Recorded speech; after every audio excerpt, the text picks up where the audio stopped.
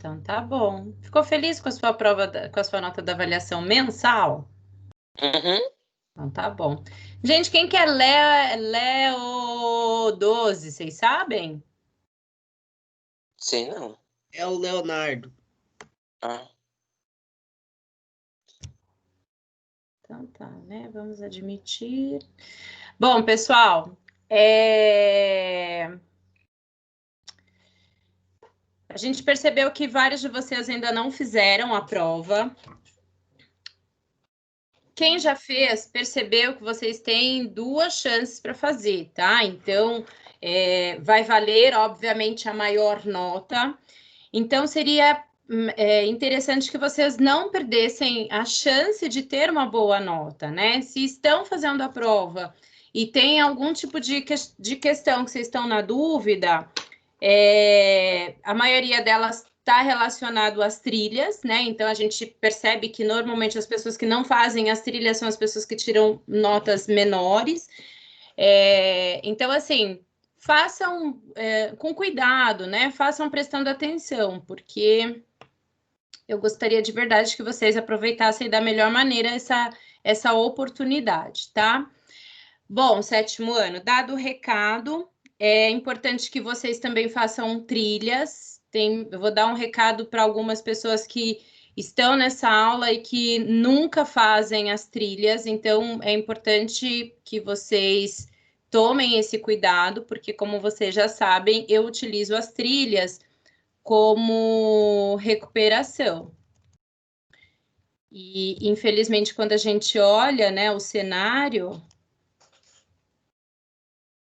é um pouco frustrante. Vou até abrir aqui para vocês darem uma olhada, tá?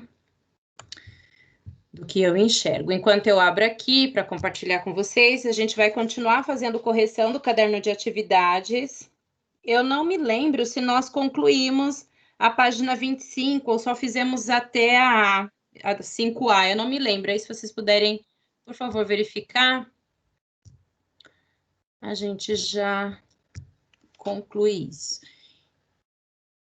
Então, espera só um pouquinho, deixa eu pôr aqui para a gente poder compartilhar.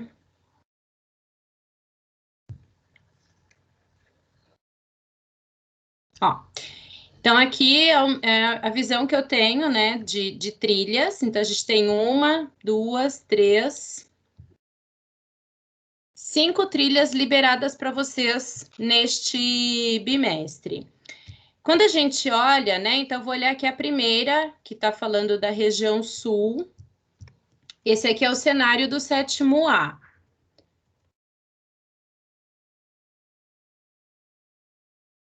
Então, aqui, ó, a gente consegue ver que muitos de vocês não faz.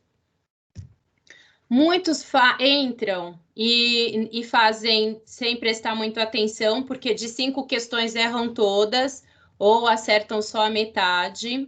Aqui é o cenário do 7º B. Então, vocês percebam aí que eu tenho muitas pessoas que, inclusive, precisam de nota e que não fazem trilhas. Então, aqui a gente viu o cenário da primeira trilha. Segunda trilha, vamos ver como que ficou. Normalmente, olha só,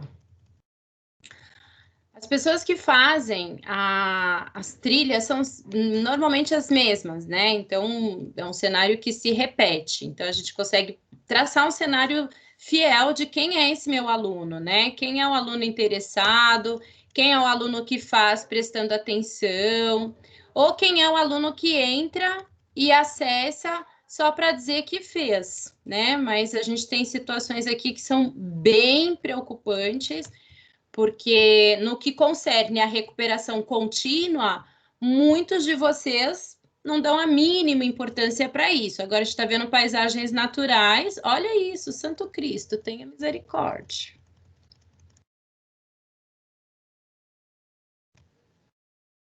Sétimo B, o cenário.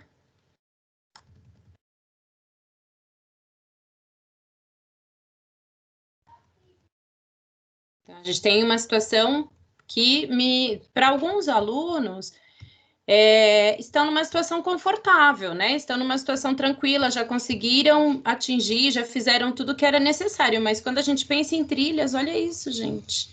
É vergonhoso, assim, é uma coisa desagradável para a gente, quando eu tenho que dar nota para os meus alunos e eu olho isso aqui, como é que eu faço, né? Como é que eu vou, se ele tirou uma nota ruim na prova, de onde eu tiro os subsídios para eu poder criar um projeto aqui, criar uma situação para ele poder recuperar a nota, né? Então, olha só, né? Não faz. Então, a gente tem situações aqui muito preocupantes. A última trilha liberada para vocês. Vamos ver que vence hoje. E aí a gente percebe aqui a situação também. É a situação do tô nem aí, né? Tô nem aí, tô nem aí. Olha só. Entra, faz de qualquer jeito. Olha só isso, santo Deus, tenha misericórdia. Então, eu quis mostrar aqui para vocês. Deu para ver aí no 7º ano? Uhum. Então, quis compartilhar isso aqui com vocês para que vocês não digam depois que os professores são ruins, né? Ou que exigem demais, né? A gente pede o mínimo, né? Para que vocês entrem e façam trilhas. E aí a gente, infelizmente, tem algumas pessoas que já têm, né, uma dificuldade grande em geografia. E além de ter a dificuldade em geografia, tem a preguiça também. Então, eu preciso que vocês entendam que para um casamento dar certo, é necessário que as duas partes queiram, tá? Se só um se entrega, só um faz, só um cuida, chega uma hora que esse um cansa. Chega uma hora que ele fala, não aguento mais, não vou fazer mais nada, porque simplesmente esta pessoa não se interessa. Então, a gente vai procurar quem nos queira, né? Então, é assim que a vida funciona. Então, cuidem aí, né? Prestem atenção, façam as coisas e fiquem tranquilos. Aproveitem a Black Friday.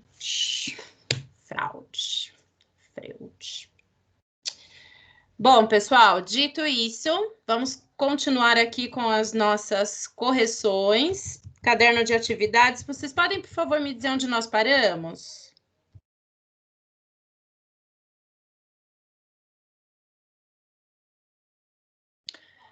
E eu que lute, né? Acho bonito quem diz isso, vou dizer aqui agora, eu que lute. Então, aqui na minha anotação, a gente tem a das 5, é isso? Sim. Então, tá. A B nós fizemos, João, você lembra?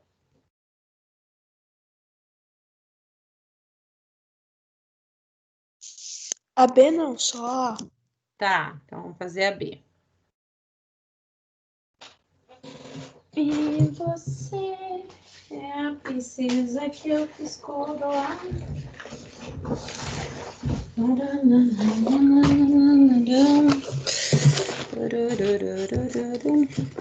O Brasil tem... Cadê? Vamos pegar aqui para a gente compartilhar. Página 25.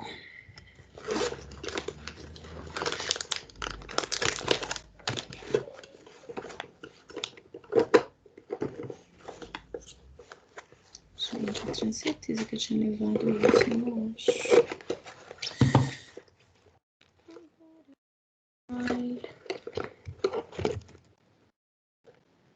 O Brasil tem grande destaque entre os exportadores de produtos agropecuários, mas não tem o mesmo desempenho no comércio internacional. Como se explica essa diferença? Então, basicamente, 7º ano, o que a gente precisa lembrar são os tipos de produtos que o Brasil exporta e os tipos de produtos que o Brasil importa. Então, isso já está virando meio que um mantra para vocês, que nós já falamos diversas vezes, né? Que o nosso país ele vai exportar commodities, né? Que a gente chama, como nós chamamos as matérias-primas. Quando a gente faz as exportações dessas commodities, elas não têm valor agregado, são produtos mais baratos.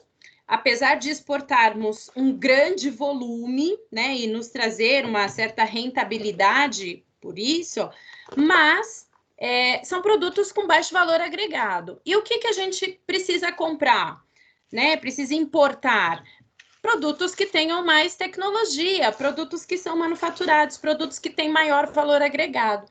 Então, a principal diferença é na questão financeira. Nós vendemos matéria-prima barata e compramos produto manufaturado caro. Isso gera um desequilíbrio na nossa balança comercial. É por isso que a gente compra menos, porque o que a gente precisa comprar é mais caro e muitas vezes a gente não tem dinheiro para comprar o que é mais caro. Dá para vocês formularem a resposta aí?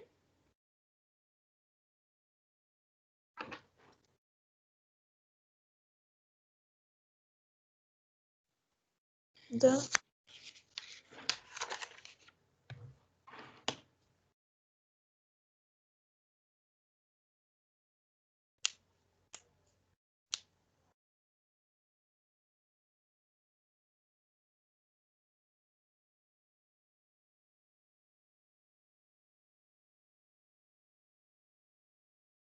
Pode ir para frente ou espera um pouco? Alguém quer que coloque a resposta no chat? Não preciso. Não precisa? Então tá bom.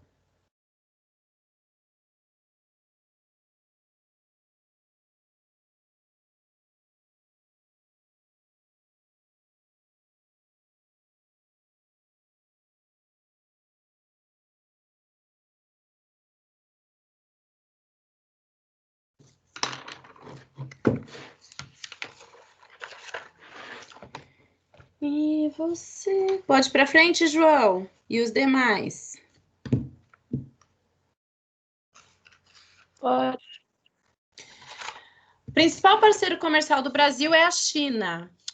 O gráfico a seguir trata do total de exportações e importações realizadas pelo Brasil em seu comércio com a China entre 2007 e 2017. Analise-o.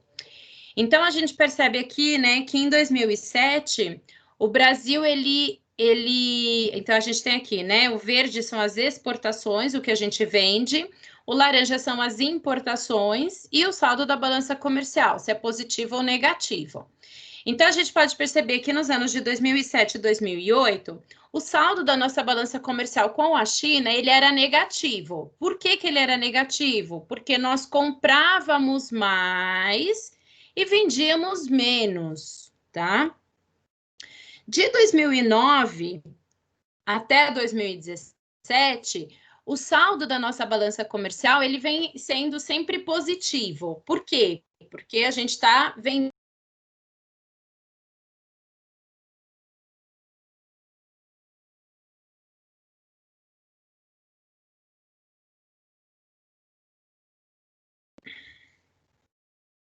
Vocês me ouvem? Sim. Sim, agora voltou. Tá.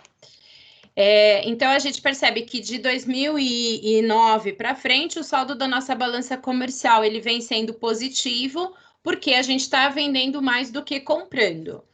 Nós podemos perceber que as nossas exportações, elas vêm, né, num crescente até 2011, 2012 tem uma queda, 2013 sobe novamente, e sempre muito perto da quantidade de produtos que a gente importa da China. No entanto, em 2017, a gente percebe uma diferença mais acentuada no volume de exportações, né? Nós tivemos um volume muito grande de exportações em relação ao que nós importamos, né? Então, vocês percebam aí que tem uma diferença grande no ano de 2017 entre os produtos importados e os exportados.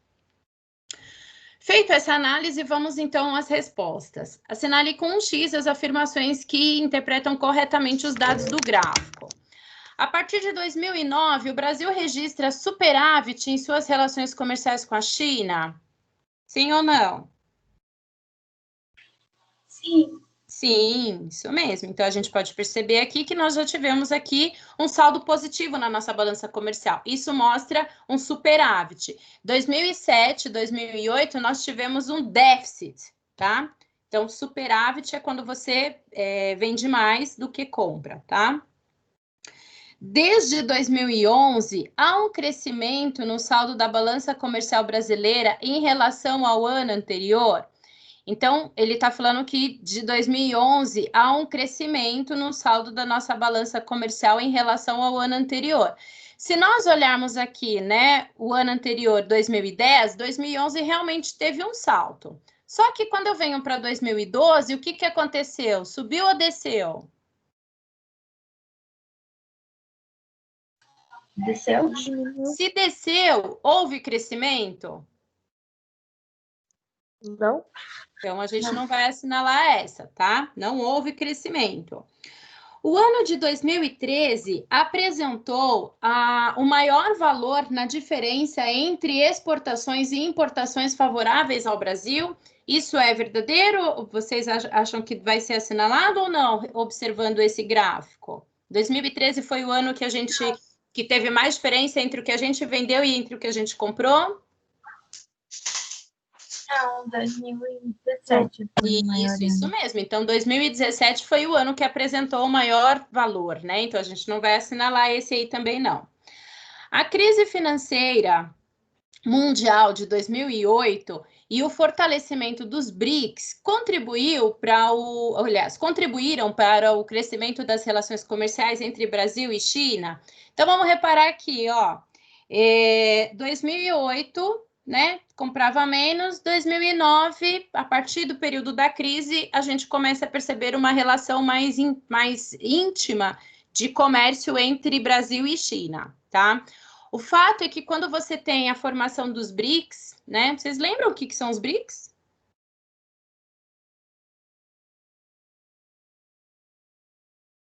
Quem são os países participantes? Os países emergenciais. Quais são os emergentes? Dessa sigla aqui do BRICS, lembra? Brasil, Rússia, China. O I é da Índia. E Índia. E África do Sul, né? South África, por isso que tem o S, tá bom? Então, Brasil, Rússia, Índia, China e África do Sul são países emergentes que vão formar um grupo e eles vão estimular as relações comerciais entre eles e fazer com que eles também possam negociar com outros lugares de maneira mais assertiva, tá? Então, essa questão, vocês acham que a gente assinala como real, como verdadeira ou não? Não tem nada a ver com o gráfico.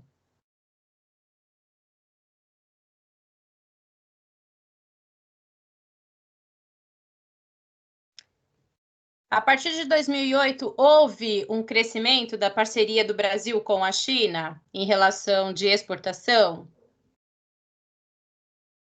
Sim. Os volumes, de tanto de venda quanto de compra, eles foram ampliados? Sim. Então, a gente vai assinalar essa, tá? A crise mundial, financeira mundial e o fortalecimento dos BRICS contribuiu aí para que essa parceria aumentasse as relações comerciais entre esses dois países, tá? Vamos ver até quando aí, porque eventualmente a gente tem algumas ações feitas por pessoas ligadas ao governo que acabam criando alguns entreveios, né? Então, vamos ver até quando. A balança comercial é calculada com base na diferença entre o valor das exportações e das importações. Verdadeiro, falso? O que vocês acham? Então, quando a gente fala da balança comercial, a gente está falando da venda e da compra. Ou falando, né, os termos mais adequados nas questões econômicas, de exportação e de importação. Então, essa aí a gente assinala sim como correta, porque a balança comercial ela vai se dar entre a diferença das exportações e importações. Quanto mais você exporta, balança comercial favorável, superávit. Quanto menos você exporta e mais você importa, balança comercial deficitária, déficit comercial, ok? 7. nas relações internacionais em que o Brasil teve papel importante na mediação de conflitos e no controle da ordem para recurso de país, para reconstrução de países, destaca-se o MINUSTAH, em que chefiou uma missão de paz. Confira as imagens e, em seguida, responda. Qual foi o país em que se realizou a missão de paz da ONU, denominada MINUSTAH? Alguém lembra? Haiti. Haiti, muito bom. Haiti, não é aqui.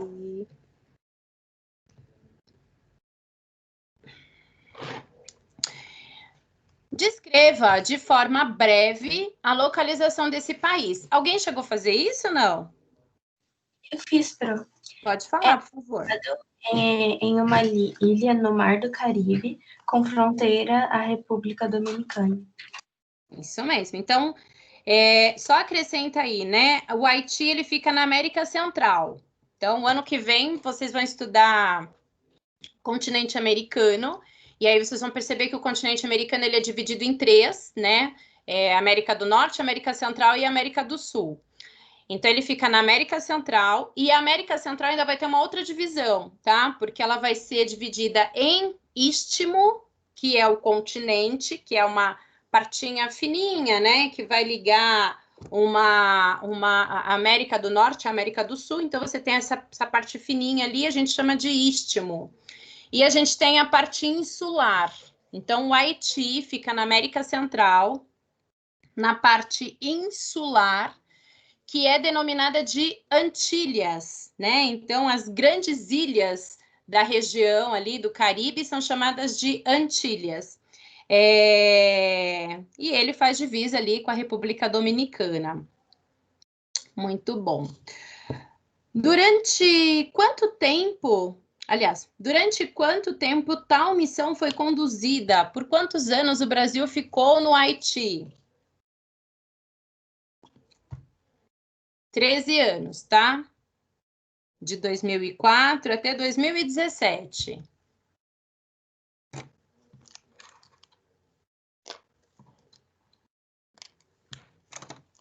Quais foram as principais razões para a presença e permanência por longo período das forças de paz da ONU nesse país? Alguém fez? O que estava acontecendo no Haiti para fazer com que houvesse necessidade dos brasileiros e de outras missões ficarem lá tanto tempo?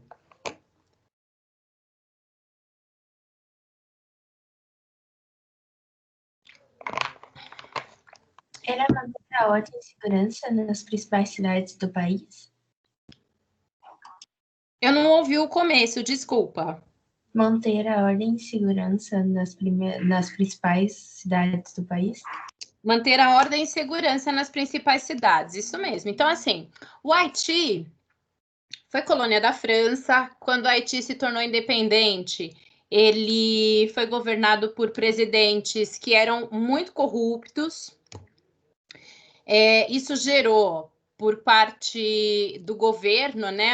Ele fazia um governo oligárquico. Isso significa que as pessoas que ficavam próximas, né? As empresas, as elites que ficavam próximas ao governo, elas enriqueciam e a maior parte da população vivia na mais absoluta miséria.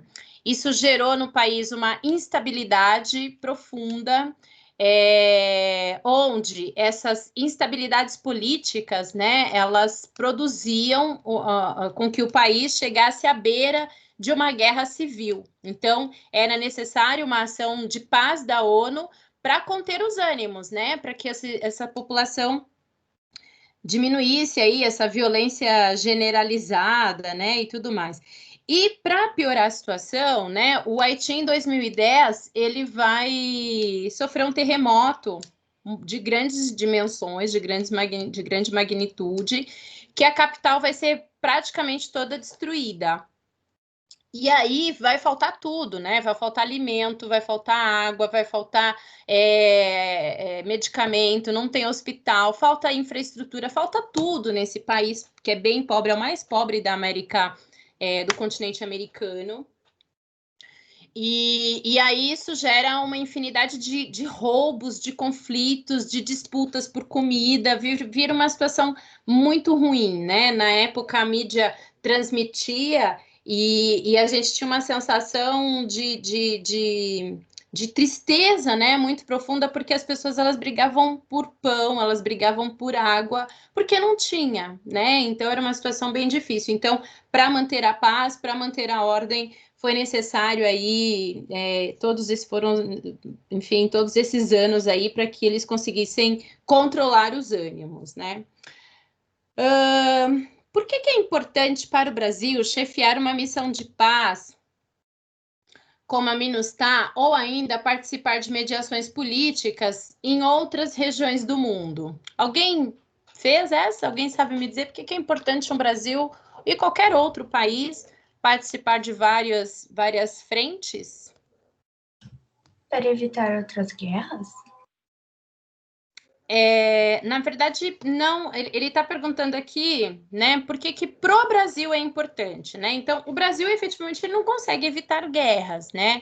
Mas pro Brasil é importante que ele participe, né? Para o Brasil e para qualquer outro país, é importante que ele participe dessas ações, porque ele acaba fazendo uma propaganda positiva sobre ele, né? Ele acaba sendo um país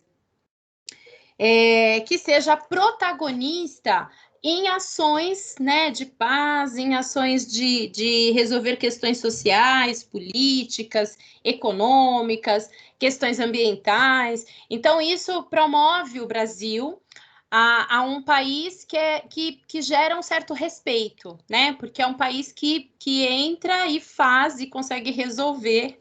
A gente tem visto um regresso disso nos últimos anos, infelizmente, mas é uma propaganda positiva, né? E quanto melhor for a sua propaganda, mais credibilidade você tenha, significa mais investimentos, né? Significa que os investidores externos, porque o governo brasileiro ele não tem dinheiro para investir em infraestrutura, porque a gente gasta muito em outras coisas, você consegue ter esse investimento externo e aí você consegue fazer algumas melhorias, né? Algumas obras de infraestrutura. Então, é por isso, porque é uma propaganda positiva para o país, tá? O texto da página 49 do livro didático, cujo título é ONU encerra a missão do Haiti, comandada pelo Brasil, indica que importantes instituições que compõem a rede Jubileu Sul questionam o êxito da missão de forças de paz da ONU nesse país. Por quê?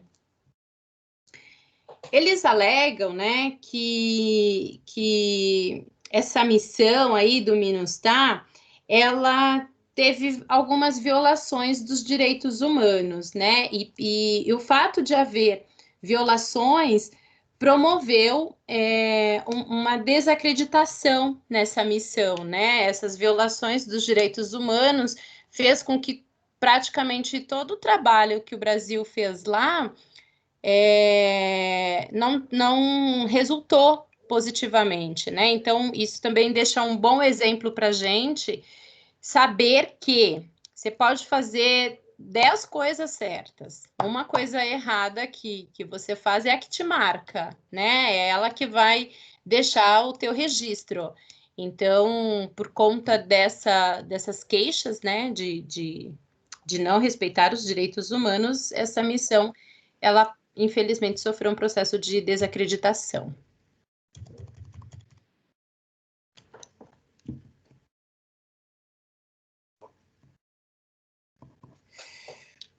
O Brasil tem importante participação na construção de um dos países que recentemente se tornou independente. Confira a seguir algumas dicas sobre essa localidade, pesquise para completar as lacunas e, por fim, tente descobrir de que país se trata. É um país lusófono, né? Ou seja, a língua oficial é o... Vocês sabem que país que tem essa origem lusófona de língua?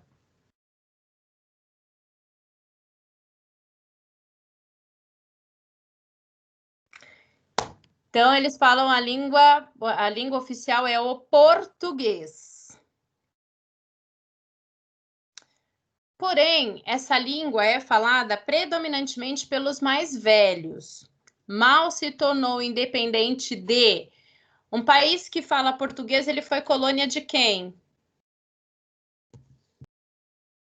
Portugal? Isso. Então, mal se tornou independente de Portugal em 1975. Seu pequeno território foi invadido pela Indonésia. Os caras não conseguiam ter liberdade, né? E o domínio indonésio perdurou por cerca de 25 anos, com muita repressão. Com o apoio dos capacetes azuis, que são as tropas de força de paz da ONU, tá? Os capacetes azuis são as tropas de força de paz da ONU. Em 1999, o povo votou pela independência. Em 2002, definitivamente, a soberania foi devolvida a esse país, né, ao povo, tratando-se do país. Vocês sabem o nome do país? Lá na Ásia, é um país que fala português. Timor-Leste.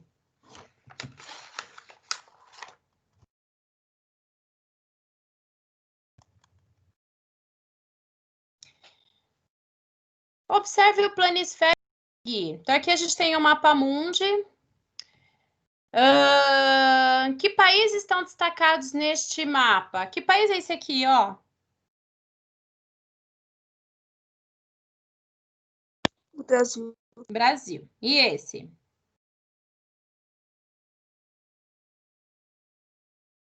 Esse continente é África. Alguém sabe? Fica no sul da África.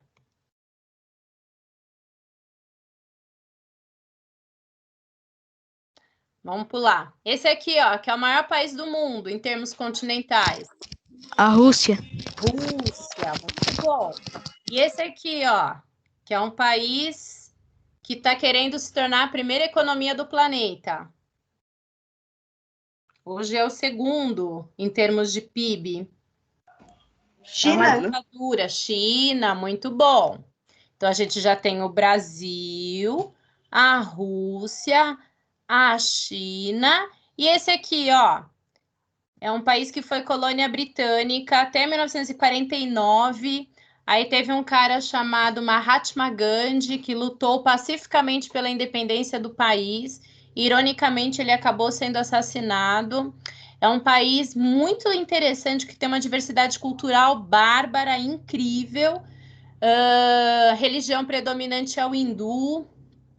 É um país que tem armas nucleares, é um país que tem conflitos, né, com o Paquistão, por exemplo. É um país que durante muito tempo a sociedade foi dividida em castas. Alguém sabe que país é esse? Ásia. Índia. Índia. O continente é Ásia, tá? O continente é Ásia e o país é a Índia. Então falamos aí de Brasil, Rússia, Índia, China e esse aqui na África, que país que é?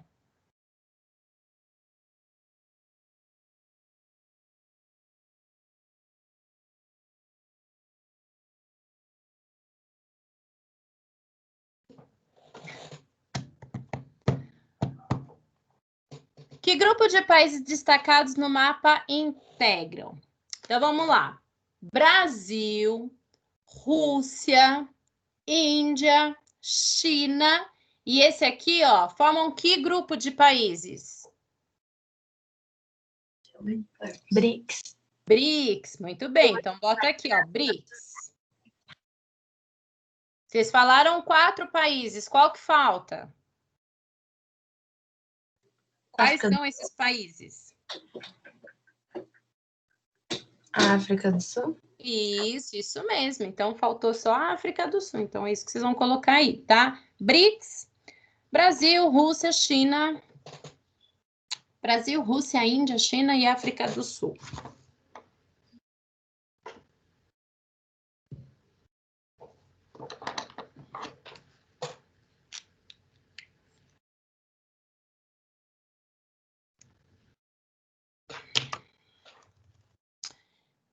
fator comum justifica a integração, a união, a junção desses países nessa associação? Um fator comum entre esses países é que todos eles formam uma economia emergente, tá? O que é uma economia emergente?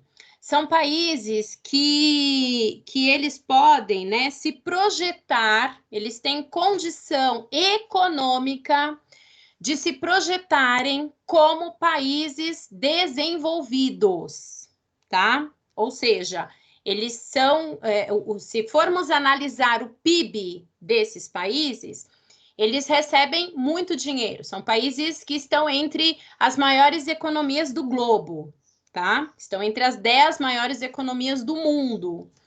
No entanto, esses países eles vão ter, melhor dizendo, muitos problemas sociais, né? São países que têm uma população elevada, né? China e Índia, por exemplo, estão entre os países mais populosos do mundo. São países que, infelizmente, apresentam graves problemas sociais, especialmente no que concerne desigualdades. Então, o Brasil é um dos países mais desigual do planeta. A África do Sul é o país mais desigual.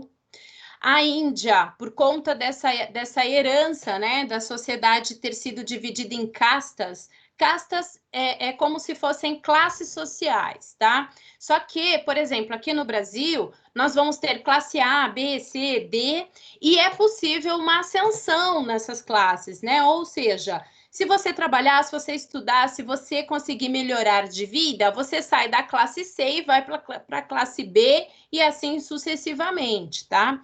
Então, aqui no Brasil, você consegue ter essa ascensão, você consegue subir de patamar, né, dessas classes sociais. Quando a gente fala da Índia, essa ascensão, ela era bloqueada, ela era proibida. Então, não era, mesmo que...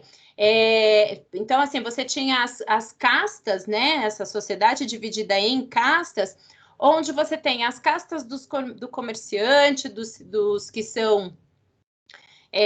seguranças, do que são das guerras, dos conflitos, você tem aqueles que são os Vaishyas, se eu não estou enganada, esse é o nome, que são classificados como uma classe inferior, né? Que são submissos às demais classes. Então, se eu faço parte dessa classe, né, dos Vaishyas, mesmo que eu estude, mesmo que eu ganhe dinheiro, eu não sou aceito nas outras castas. Então, você não tem uma ascensão. Então, isso, infelizmente, gera uma desigualdade enorme.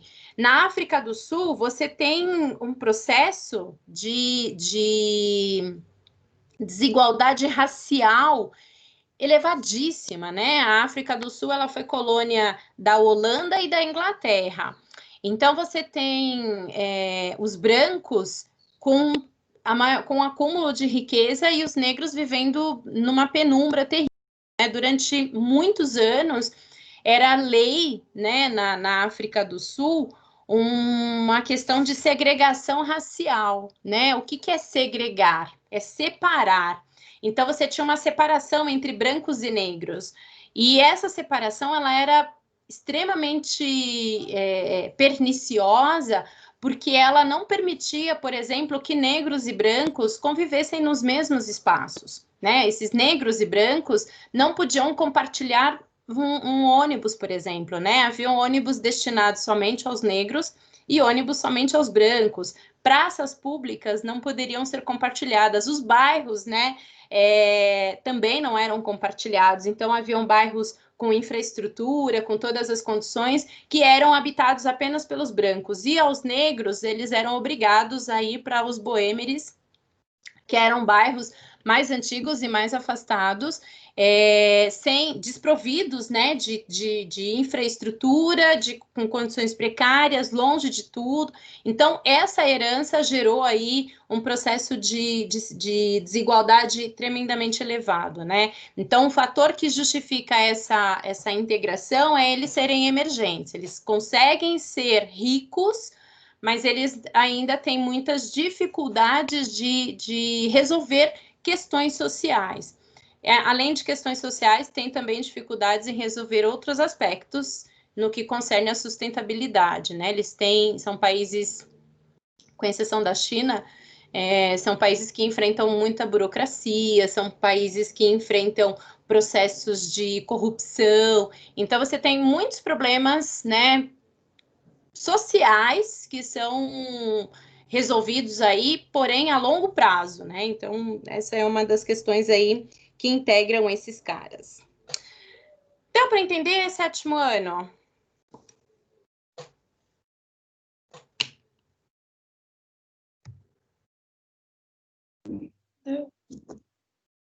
Nossa, João, que desgosto. Tá com preguiça? Fala assim, deu, professora? Não, não deu. Gostaria que você explicasse melhor.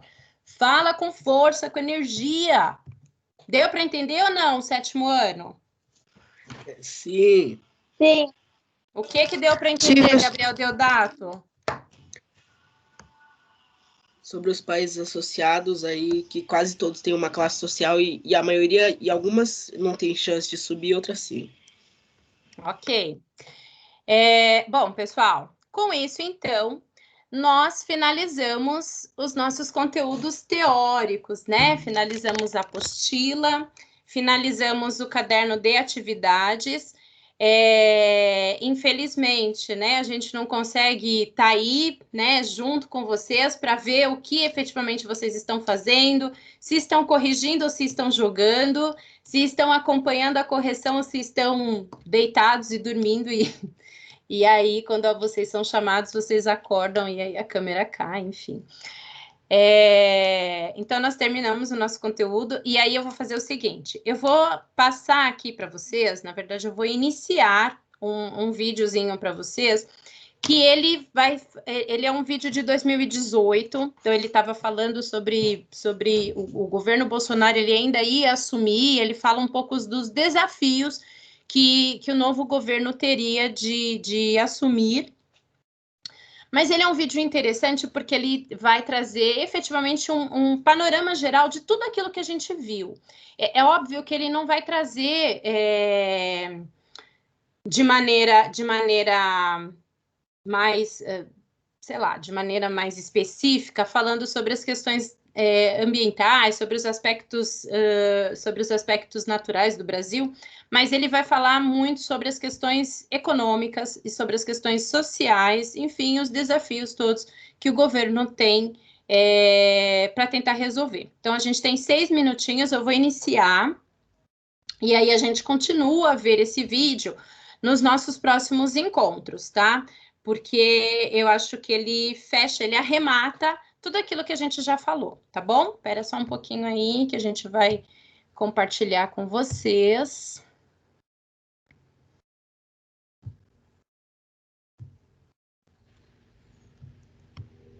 Ai, não quero ter controle de ninguém.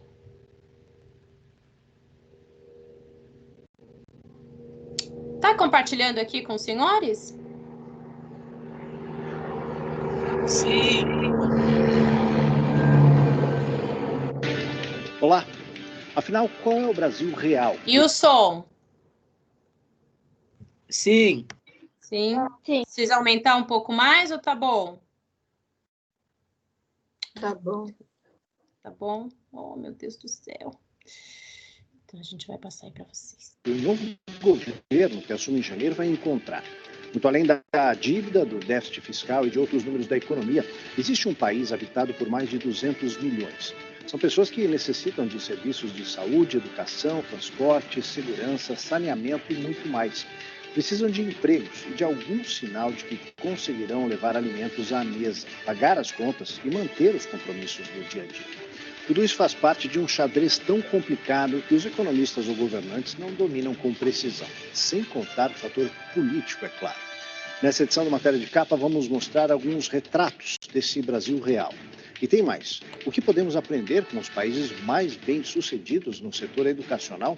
Fique com a gente.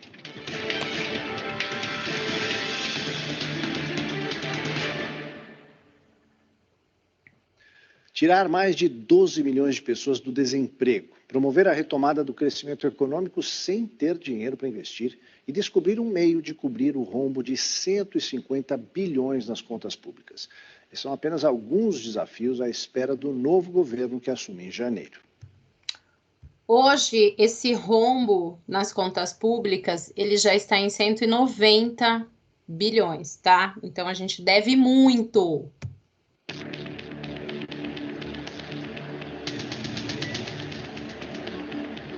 Mais do que os 12 milhões de brasileiros que estão sem trabalho, ainda existem outros 4 milhões que simplesmente desistiram de ir atrás de um emprego. Este, sem dúvida, é o maior desafio para o novo governo. Com o PIB, que é a soma de tudo que o país produz em bens e serviços, crescendo apenas 1,5% ao ano, essa tarefa se torna ainda mais difícil. Caso sejam concretizadas as previsões de crescimento para o próximo ano, em torno de 2%, o máximo que se poderia chegar seria criar um pouco mais de 1 milhão de empregos. Assim, será necessário muito tempo para se reduzir as taxas de desemprego a índices minimamente civilizados.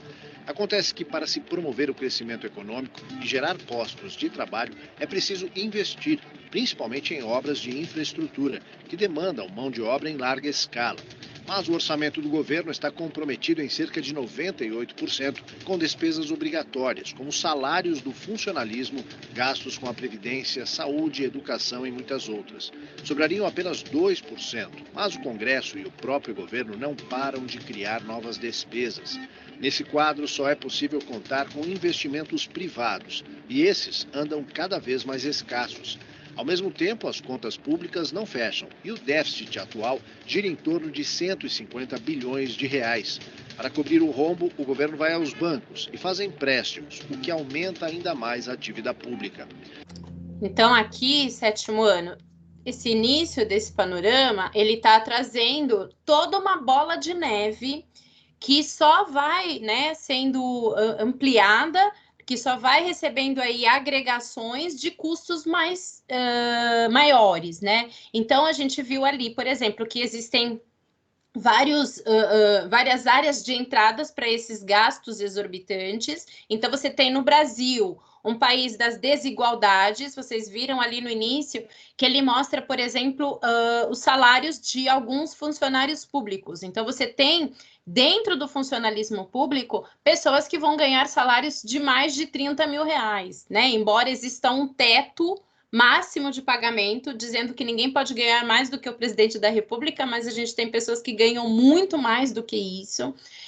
Governos anteriores foram muito generosos com relação a gratificações, né, a aumentos salariais, e esses aumentos, eles geram outras questões, né, porque quando você vai pagar um salário, não é somente o salário que vai ser agregado ao custo, né, você tem outros encargos, então você tem férias, por exemplo, você tem 13º, tudo isso vai dando valores, né, muito exorbitantes, que quando você soma isso, é tremendamente elevado. Quando a gente fala de Brasil, por exemplo, né, ele comentou ali sobre a questão da previdência. Então, a gente tem a necessidade de fazer uma reforma previdenciária, porque as pessoas elas estão vivendo mais, então elas precisam trabalhar mais, mas existem áreas cuja essa reforma previdenciária, ela acaba sendo bloqueada. Então, você tem, por exemplo, dentro dos militares, uma dificuldade grande de criar uma reforma na Previdência, justamente porque eles entendem que aquilo que eles recebem, aquilo que eles têm por direito, é direito garantido, né? Não pode ser tirado. Só que funciona assim, né, gente? Enquanto uma população, enquanto um país tem dinheiro, ele pode arcar com essas coisas, só que a gente está entrando numa situação que o dinheiro está evaporando, o dinheiro está sumindo. Então, é necessário que sejam feitas várias reformas para poder evitar esse rombo, porque se continuarmos da maneira em que estamos, dentro de pouquíssimo tempo, a economia do Brasil ela vai entrar em colapso, porque a gente está gastando mais do que arrecada. Então, aqui eu fiz só um início aí para vocês, né? Infelizmente, o nosso tempo está curto, mas a gente continua vendo esse vídeo na nossa próxima aula e a gente continua falando sobre ele, tá bom? Até aqui tudo bem, sétimo ano? Deu para vocês entenderem? Ficou claro?